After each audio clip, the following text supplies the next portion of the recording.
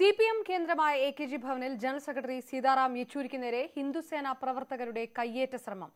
PB yoga തീരുമാനങ്ങൾ വിശദീകരിക്കാനുള്ള പത്രസമ്മേളനം നടക്കുന്നതിന് തൊട്ടു മുൻപായിരുന്നു ആക്രമണം. ഇവരെ പോലീസ് അറസ്റ്റ് ചെയ്ത് നീക്കി. സംഭവത്തിൽ CPM പോളിറ്റ് ബ്യൂറോ അപലപിച്ചു. വൈകിട്ട് 4 മണിക്കാണ് CPIM പോളിറ്റ് ബ്യൂറോ യോഗ തീരുമാനങ്ങൾ വിശദീകരിക്കാൻ ജനറൽ സെക്രട്ടറി സീതാറാം യെച്ചൂരി വാർത്താസമ്മേളനം വിളിച്ചിരുന്നത്.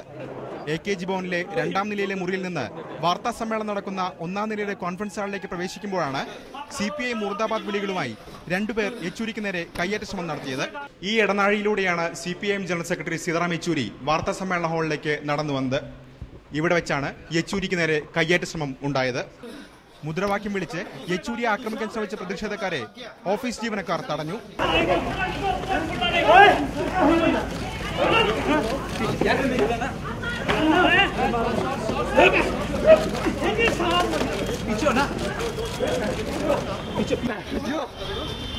തുടർന്ന് പോലീസ് എത്തി ഇവരെ അറസ്റ്റ് ചെയ്തു.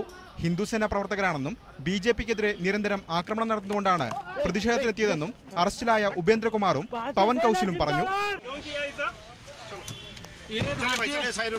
भारतीय जनता पार्टी के खिलाफ और भारतीय सेना के खिलाफ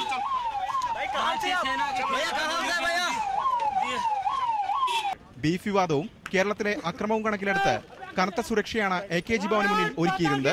എന്നാൽ വാർത്താ സമ്മേളനമായതുകൊണ്ട് വിശദമായ പരിശോധനകൾക്ക് ശേഷമല്ല ആളുകളെ അകത്തേക്ക് കയറ്റിവിട്ടത്.